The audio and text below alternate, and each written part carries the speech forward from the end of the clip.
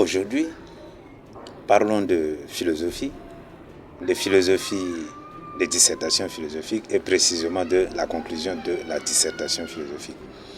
Il faut rappeler rapidement que la dissertation philosophique, c'est cet exercice écrit, cet exercice de réflexion où il est demandé au candidat de découvrir, de poser et de résoudre le problème qui se cache dans un énoncé de sujet donné. Alors, elle va comprendre 3 parties essentielles, une introduction, un développement et une conclusion. Et aujourd'hui, nous parlons de la conclusion. La conclusion, ce sera cette 3e partie, comme le mot l'indique, conclure, c'est mettre fin à. Donc, c'est donner une terminaison, c'est donner la fin de notre travail.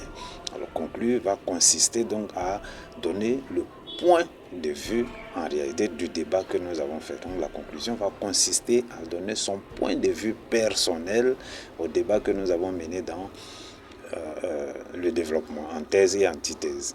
Donc le candidat doit retenir que la conclusion ne doit pas être banale, elle doit être préparée en se mettant en tête que le correcteur ne pourra pas ne pas lire la conclusion avant de donner la note.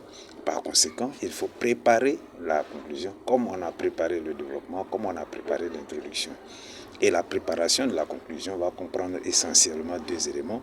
Le bilan général, il faut faire le bilan de la thèse et le bilan de l'antithèse. Après cela, il faut préparer un point de vue qui va être une prise de position par rapport au débat que nous avons mené, soit une prise de position par rapport à la thèse, par rapport à l'antithèse ou par rapport aux 2 éléments réunis. Mais il faut toujours que le candidat prenne position après avoir fait le bilan.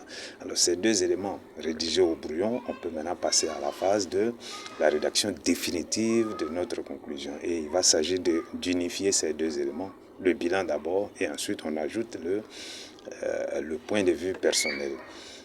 Le 3e élément qui peut s'ajouter, c'est une ouverture, ce qui n'est pas du tout imposé. Une ouverture n'est pas nécessaire, on peut s'en passer.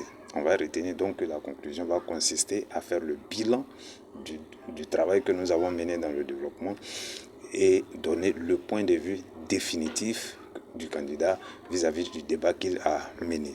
Et je rappelle que tout cela doit se faire dans un vocabulaire bien connu, un vocabulaire que nous maîtrisons, des mots que nous avons choisis, des mots que nous connaissons bien, des verbes que nous pouvons bien conjuguer pour éviter de faire des ratures et pour éviter de faire des fautes dans notre rédaction. Ainsi va s'achever notre conclusion qui va être la fin également de notre dissertation. Merci et à très bientôt pour une autre analyse.